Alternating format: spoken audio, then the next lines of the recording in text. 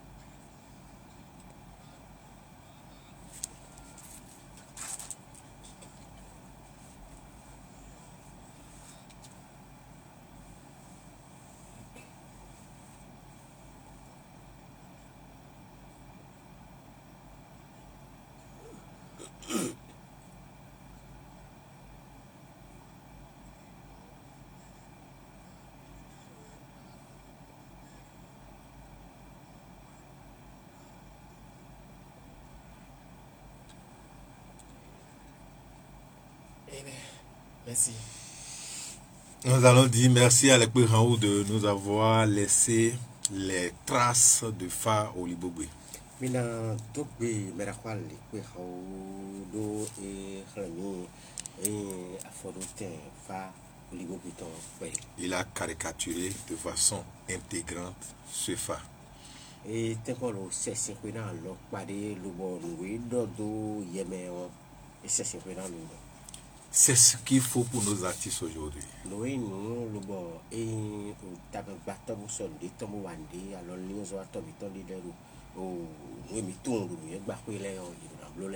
Cela va non seulement les aider à élargir leur champ de conscience, mais aussi pour nourrir leur âme.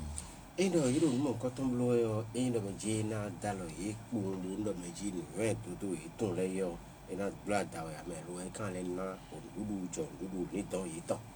lorsque vous vendez véritablement la culture de quelqu'un à lui, cela lui donne plus de paix.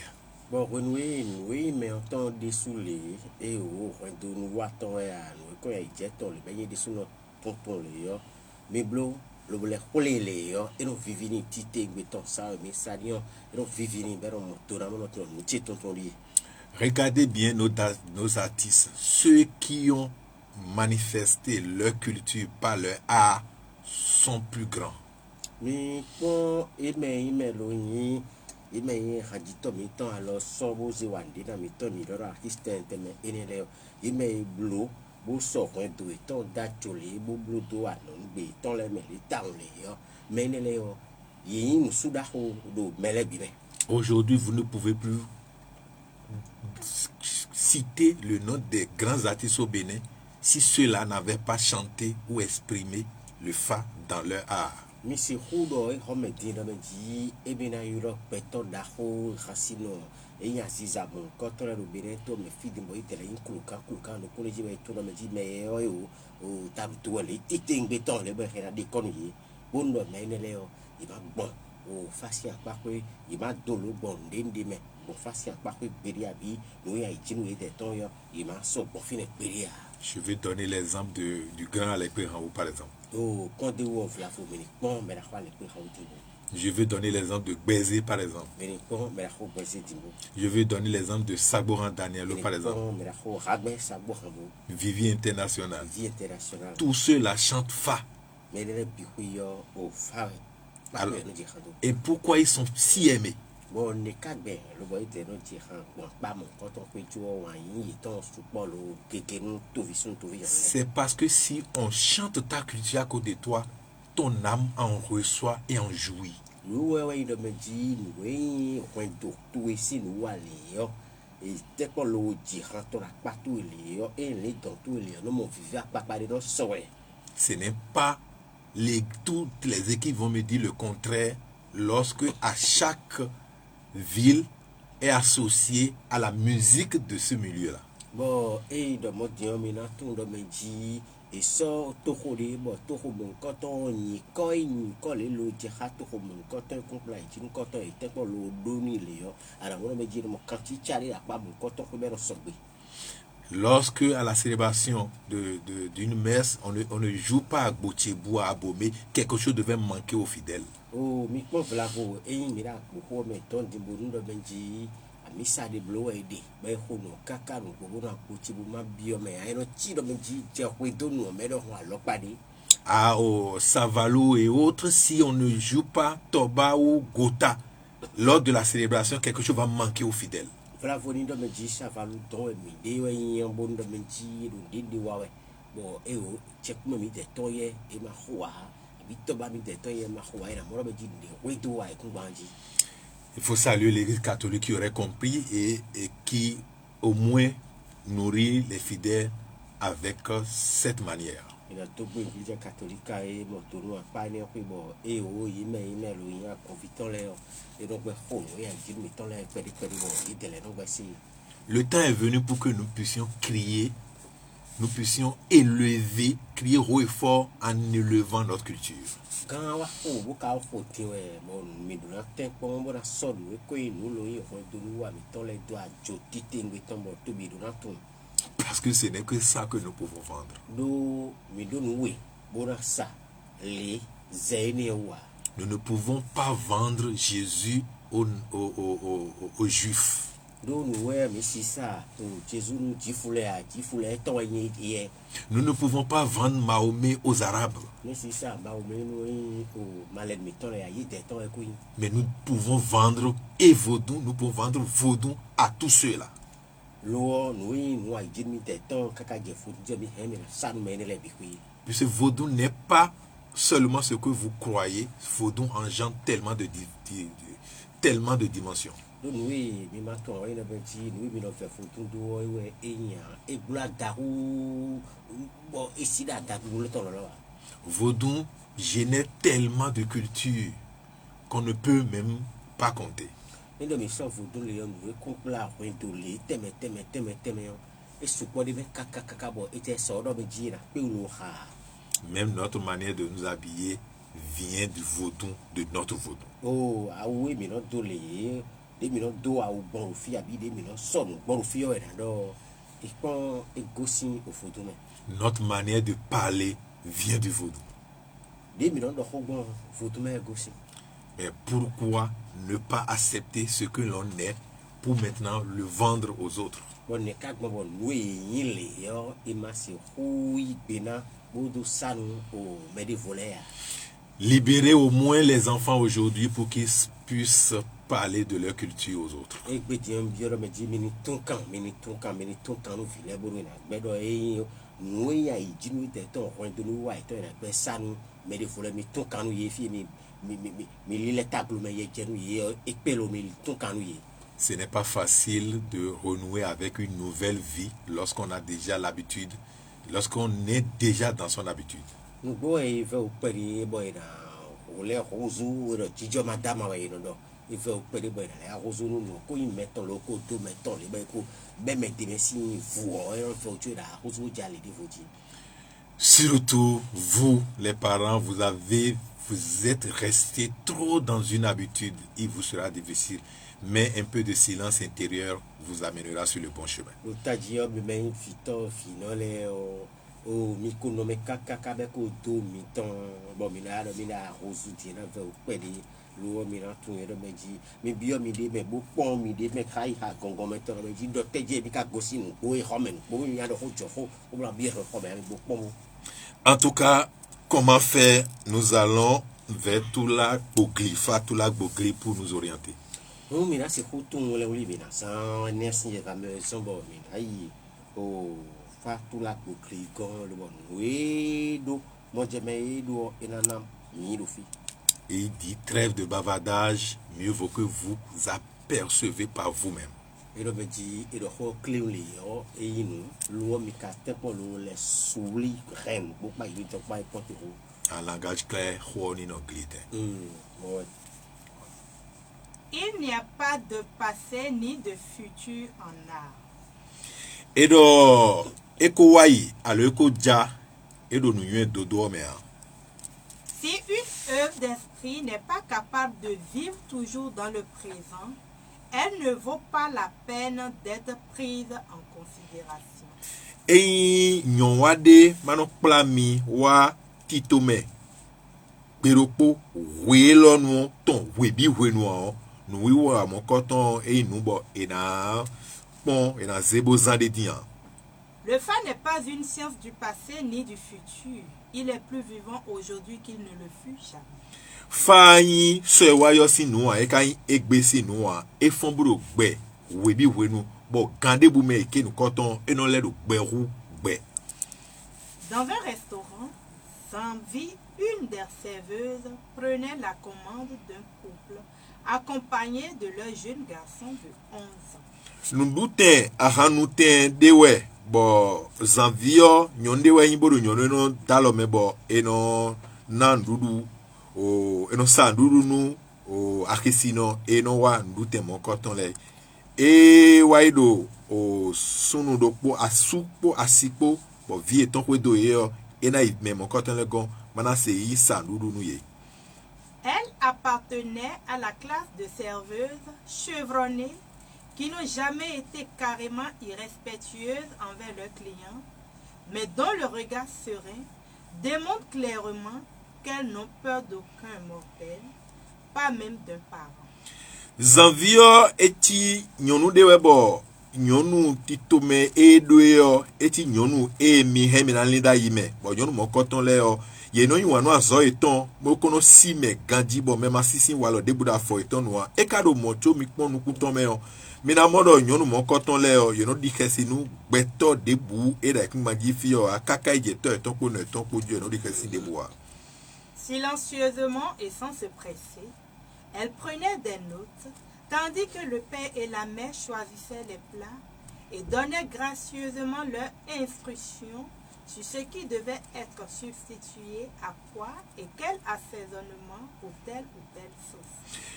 O zanvi nyonu linkoton e khesimado lamena de boa yo podo afodi de toka de po esekpo o asukwa sekpo viene okpo boro o ndudu e he na ho mana duwe yo edo yido we manjiwe bo melole yo de ka chigbon yo edo di doniwe podo jide do ide su de po edo no koton doniwe.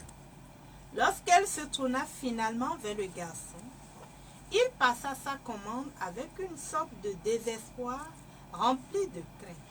De nyonu vie loli le kobopon o nyanvi pevio yo nyanvi odo o ndudu de na duo doniwe akakon nu kutonme o mina modo o nde wede do bo khesile gog bezanton me khesile do nu flomeni o nu floton biero 6 Je veux du aloko commença-t-il. Mi mo mi tempon bonu aloko mi tene o e barende mo e igbe ogbon. Et immédiatement, les deux parents aboyaient.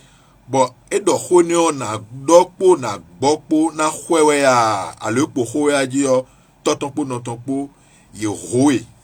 Non, pas de aloko. E o aloko khode ro fi bia. Puis la mère continue. Bon non iho. Apportez-lui des pommes de terre fraîchement récoltées, de la langue de beurre dans de la sauce de légumes et un petit pain de manioc chaud. Misé aux pommes de terre wani et rond. Et tchétché boron yo et ouais menaze wani menaze nsunu et dani boude de meilleur menaze wani nsunu mon coton kana ima bon menatek bon fin yen pede et na humio bon menaze gona.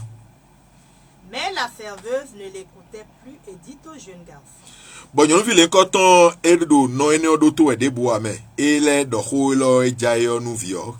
Que veux-tu donc avec ton aloko? Et te ba de benano aloko to e jinwe via vielo. Celui-ci sourit et avec un air étonné répond. Bon yan vi pe vielo e ko nu do nu pa bon akapon nu kutome amodo nu pa chame e ho nu kutome sin yezre bon e igbeni bon le do. Du riz blanc, beaucoup de riz blanc et un verre de jus d'orange. O molikun wewe ni supo bon o yovo zensi ko fu do pona gona. Tout de suite, dit-elle en s'éloignant de la table. Trolo di nwe mi doyo enawa asondo podi mo e vielo do bodido yiwan yegbe. Laissant derrière elle un silence de pierre, expression du désarroi parental le plus total.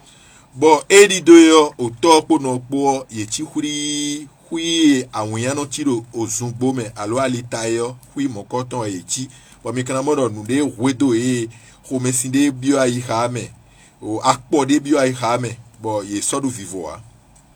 Le garçon la regarda s'éloigner avant de se tourner vers son père et sa mère. Bon yavi le coton jo o mesento e lo do bo ali le kobopon o totonpo no tompo.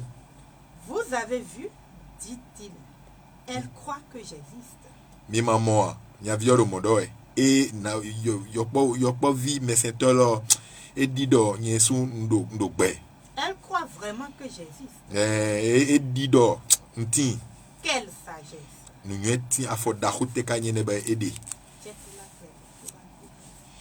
Voilà la parole de Toula Bogli qui nous exhorte tous au secret et à tout ce qui est sacré lié à nos comportements. Ene minamo koe holo e pula kubli ko a cheri jitite buto e bo ere ko biton dawe c'est ça mi ton les meilleur.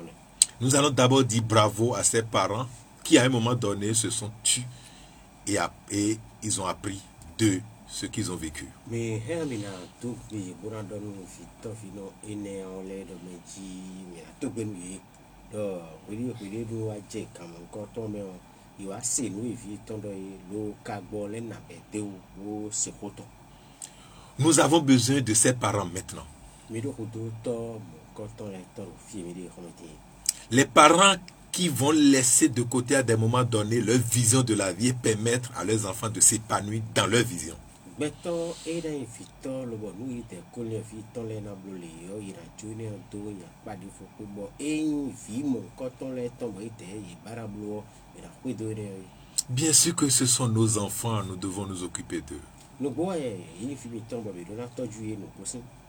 Nous devons leur transmettre de bons comportements. Bo zan dagbe ni te do mi na te ko lo bo na du ko to. Nous devons nous occuper de leur éducation. Mi do dai melo mais nous allons comprendre aussi que nous ne détenons pas la science infuse et que un enfant reste un enfant et toute une vie. Bon, mais quand la femme est ton carupo me le bois va me la plan mi de mi yemi na ilo carupo mi le tro me di mi de mi ko ton bi wi bo fo bi fo bo mi de ton jen nu e ko inu ko me ru me le bi wi ton ya. Quand je prends un enfant, 3 grandes énergies l'animent. Et dans ces vidéos pour les amis, tout le métier, on pour quoi ton et ouais non wa nous présentons. L'énergie qui exprime l'aspiration des parents au sein de cet enfant. Oh, à part quoi et au ronron et dans d'orfo, on tochi noti, il doit au période titulé. Après, il y a ce qu'on appelle ma personnalité à moi-même qui aussi constitue une énergie qui travaille sur un enfant.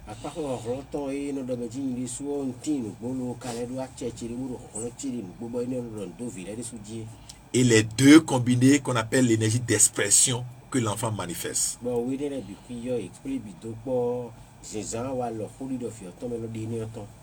Mais vous ne pouvez pas vous accrocher à l'aspiration seulement profonde pour dicter la vie de l'enfant, vous dictez à l'enfant la vie que vous voulez qu'il mène. Mais si vous zondo et mi demi ko tu di le do me di nda che du ti ton ko kroko bo ni we bo be e vi mon ko to hen na zan le yo mi o na doni. Et si vous étiez polygame et que vous avez beaucoup d'enfants, allez-vous dicter la même vie à tous les enfants? Bon, nous cambions ino, mais si do un vlavo, mi beto ba si ki dato we mi o mi na plone le su mi ton le we.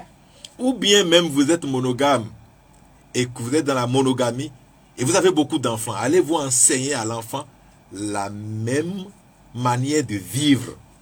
Abi no me di vlava su lo kwa si lo kono mi lo ka jivio ka fla katon mi na don vi bon koton mi blo et su ni blo mi do mo jivio ka fla katon ya. Ou bien vous avez 5 enfants et vous voulez que tous les 5 enfants soient des médecins? Abi mi do vi lo pro kwa tombo mi babonu yebi ku na toto ganda ho. Ou bien tous les 5 sont architectes, c'est ça? Vous savez mieux que moi et c'est pour cela que vous laissez chaque enfant choisir son métier à l'école.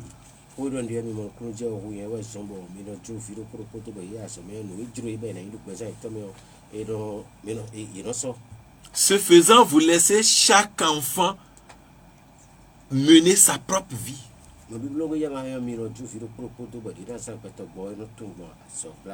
Il faut savoir écouter les enfants par leur comportement, par leurs faits et gestes.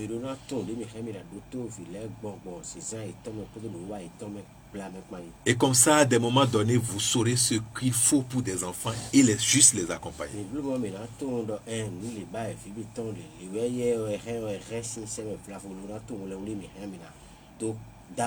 Vous devez comprendre par Toula Gbogli que ses parents ne faisaient qu'aboyer sur les enfants et vont jusqu'à dicter la nourriture que les enfants sont censés prendre.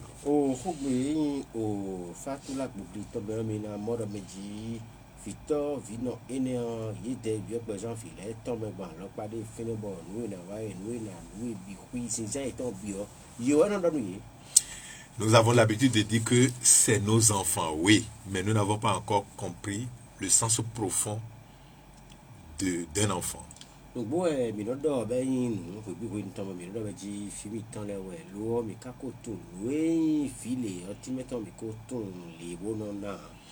Le grand maître Khalil Gibran disait, votre enfant n'est pas votre enfant.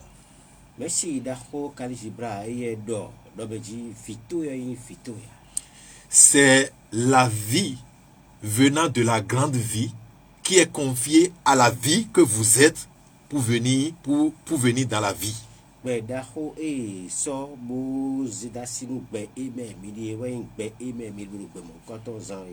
Donc il y a la vie, il y a vous parents qui êtes aussi vie et il y a les enfants qui sont aussi la vie.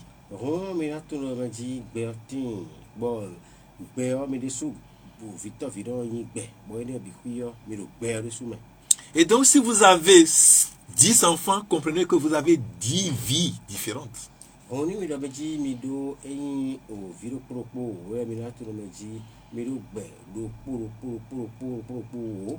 Peut-être qu'un dedans est manguier.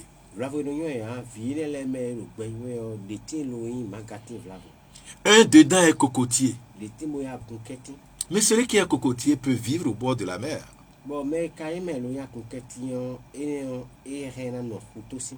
Mais peut-être qu'il y a un bananier dedans, il y aura de difficile à rester au bord de la mer.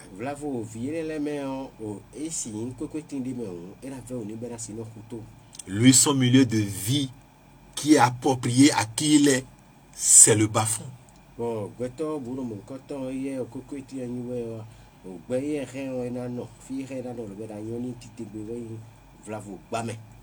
Cette manière d'organisation de la vie devait nous animer à conduire les enfants.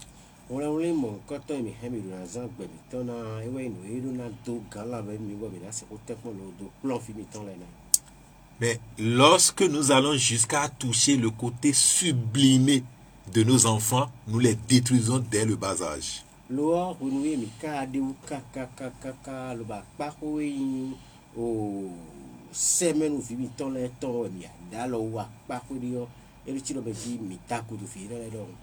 Vous savez, dans au sein de chaque humain se trouvent des lampes, comme les lampes de la maison qui s'allument.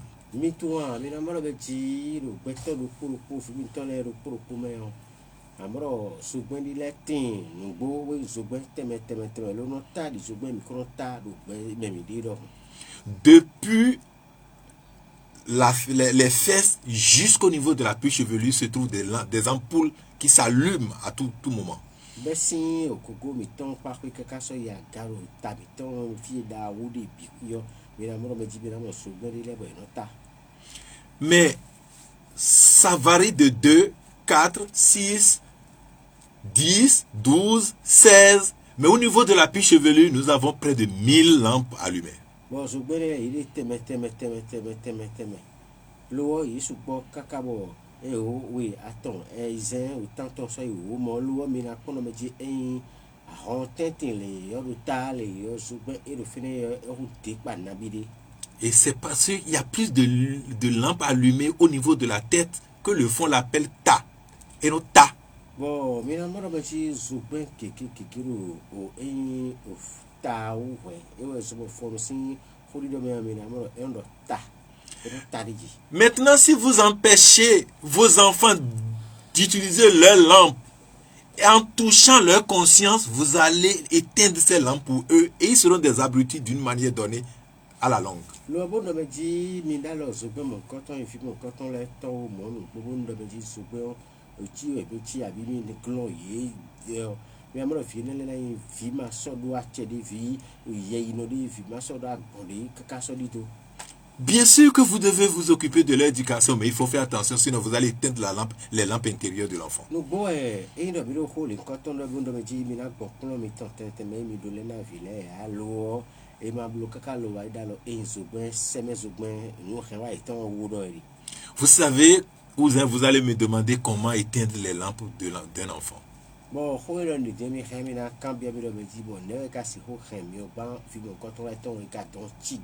lorsque vous touchez à sa manière d'appréhender son Dieu, vous touchez, vous éteignez déjà une lampe en lui.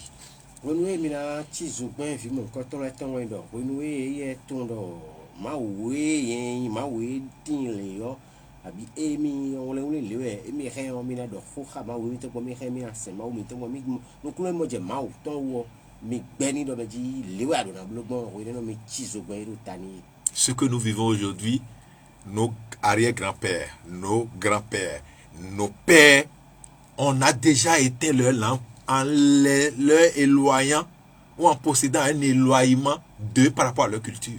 Oh oui, de mo e gbe diyan wa ndo beji togbo mi ton le yo e ko chizo pon itele ton bo lo bo we njo mo ite ton we ai jinu ite ton we o pon do ite ton e ko de sin kon bi pi lo son devo le gota ben ye kaka je gbe mo ene juwe ta ko mi ton mi tele kaka je fi mi li ro me diyan mi do a jodi de. Non seulement ils sont très éloignés de leur culture, ils vont jusqu'à interdire même des gens de mariage lorsque les deux ne sont pas de la même religion. Bon, et il doit dire des si au nous étant qu'on peut mais et des si on caca le les sortes de table nous y bon il doit dire vlavo au vidéo té bon vidéo temps bon et moi aider le na de mina ou ya l'autre pour idée bino de ben et donc biri pon et ko ba bu sin se golle mais yo tantana si ou la lo xamene abo et donc quand il faut. Heureusement que la nature est si intelligente et que même si vous éloignez de votre culture, elle trouvera un moyen un jour de vous ramener dedans. Bon, mina to pe bo gbe lo e ji u ti te ngbe ton ko do nu wa ton le ton kan bon do meji e te de si o jo amonto e kon e te de si nu e nu rondo to e kon le yo e no kaka e le kaka e dans les aso panta o ko do mon coton. Sinon la vie de cet enfant était déjà détruite par le comportement de ses propres parents.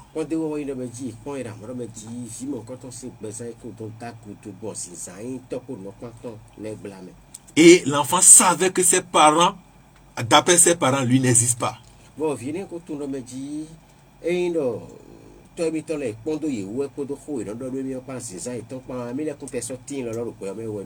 Et la nature a utilisé le restaurant pour relancer la vie de cet enfant. Bon, c'est un baroutemi, tant et de pondé ou le volet vu mon coton son d'ogbe.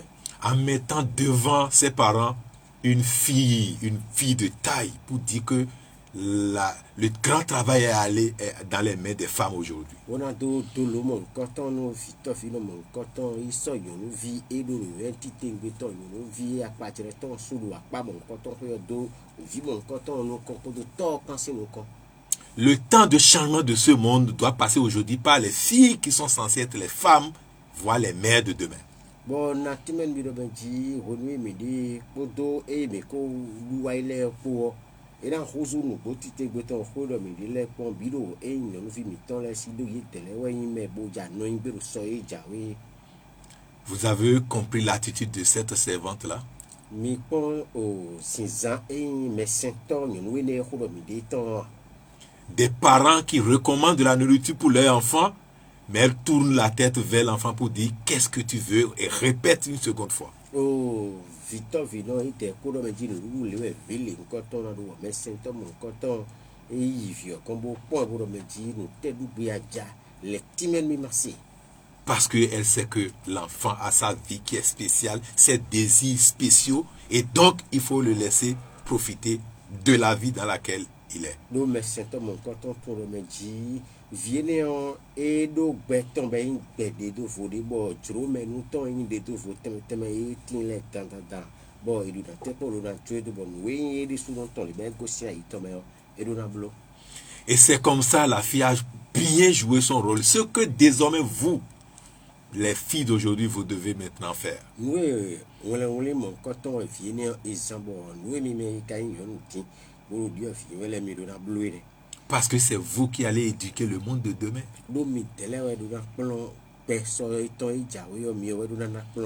Si ce monde va lentement et progressivement vers le chaos, c'est compte tenu de l'ignorance des parents d'aujourd'hui.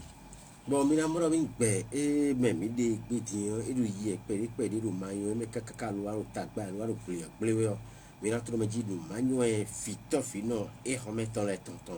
Et cette même ignorance, pas l'ignorance de ceux qui ont éduqué ceux-ci. Bon, et nous manuons mon coton, fiteka gosin, et gosin yime, jito, et remettons les hauts, et gosin yitele. Et ainsi de suite, jusqu'à quand nous avons rencontré le blanc. Bon, yime, jito, et béton les mais pour yitele, mais pour mon coton, les kakaka, j'ai ruinou. Bon, midele, mi a yipé, et you vous nous coton les, oh, il descend. N'est-ce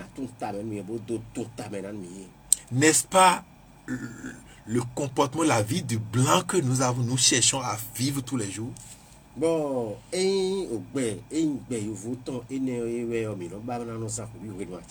mais si nous devons vivre comme un blanc, la nature est si intelligente pour nous faire blancs.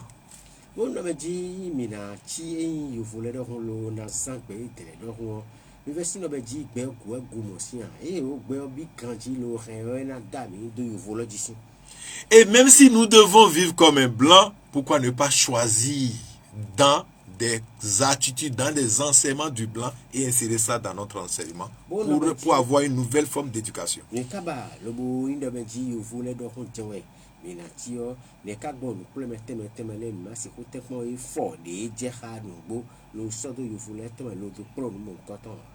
tout du blanc nous voulons copier.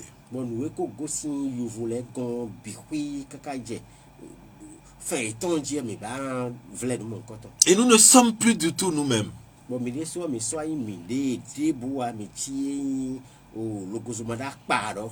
Et on nous dit, si tu veux être chaud, il faut être chaud. Si tu veux être froid, il faut être froid.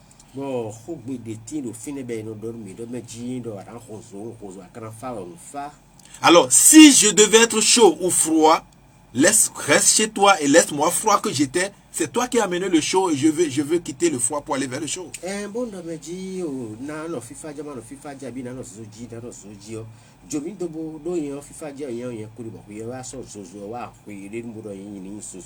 Vous ne voyez pas une manière de pouvoir vous dompter?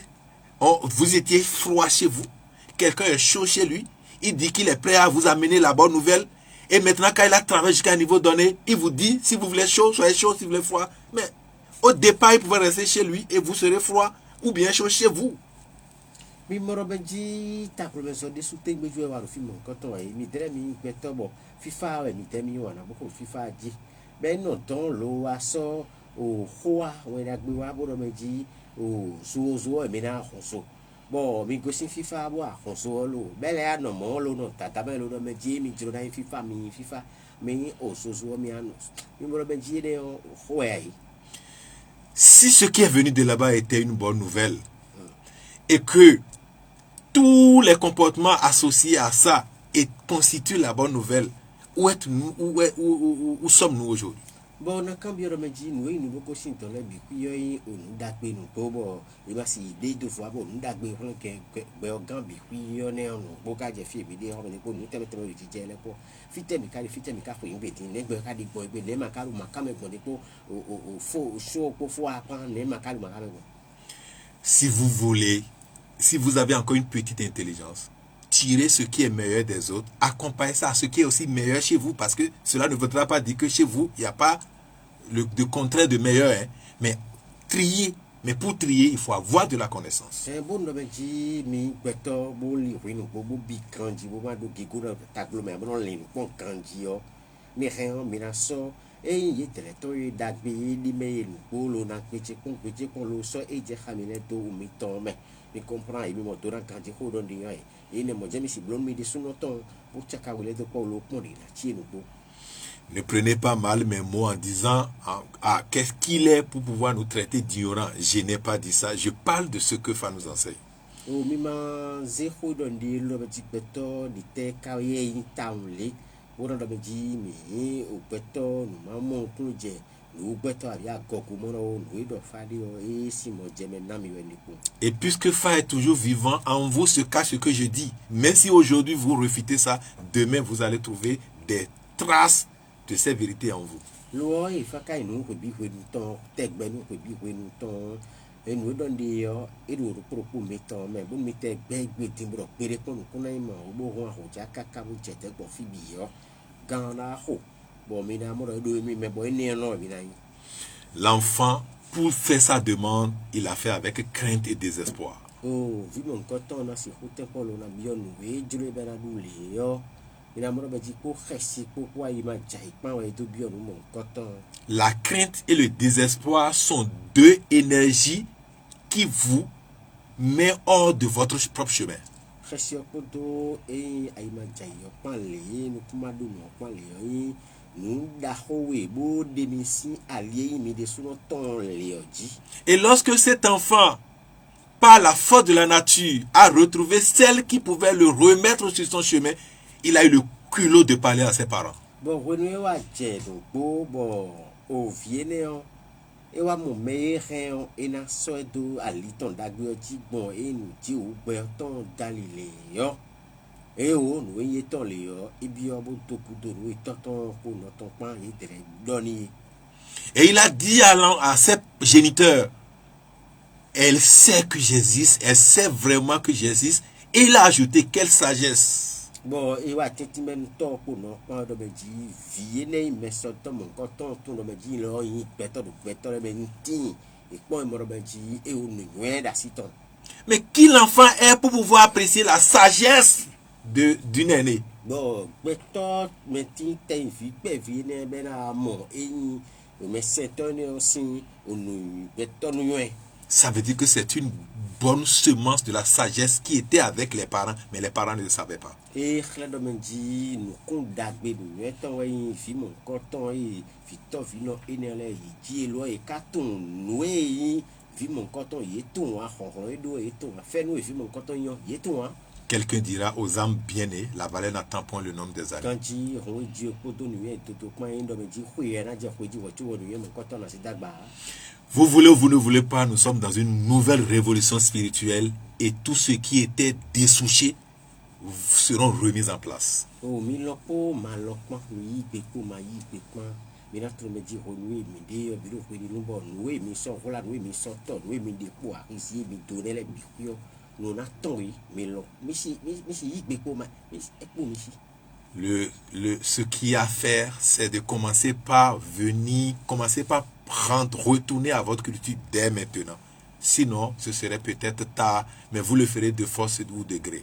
Nous, mi do nablo di we do benji en joa mo mi tonle en jin mi tonle en okento nu wa mi tonle mi ate ko lo na jali obaji la li obaji di me ile kwa li oba gbon pere kaka lo na wa ko mai mo anje obo ndo benji mi do si anablo ado ru ya utu vlavo yin han yin je wa ji o mi kwina din do mi bo ga me mi na wa le o yo nu e mi na do. Parce que la nature va utiliser deux possibilités pour vous remettre dans l'ordre. Do beo ina zan wole we bon mi lo ko ma lo po e se fi oji edo na no yo na so mi se fi bon koton ji. Sinon, soit vous retournez sur la bonne voie par l'apprentissage des lois par vous-même, ou bien c'est la nature qui vous force avec les problèmes, les difficultés, les ceci, cela.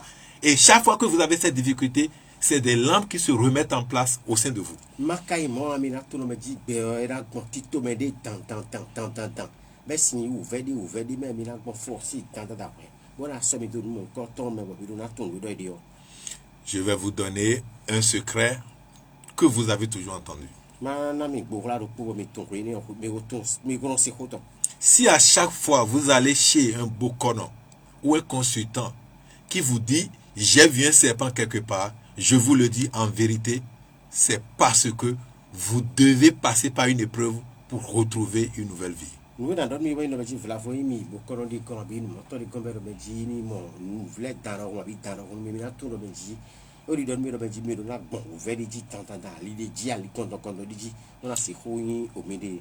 Deux déités, des milliards de déités sont des éprouveurs pour vous.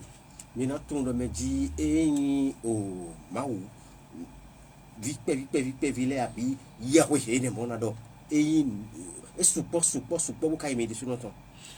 deux vont vous éprouver à retourner vers la voie qui est censée être la vôtre pour que vous puissiez évoluer. Il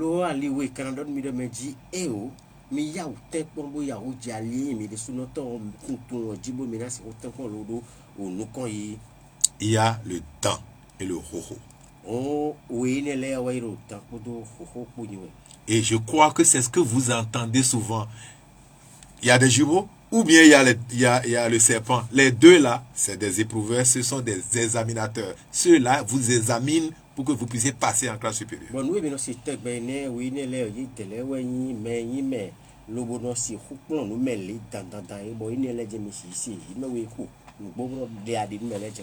Si vous attendez que les deux là entrent dans votre vie, la souffrance va démarrer et j'imagine la suite.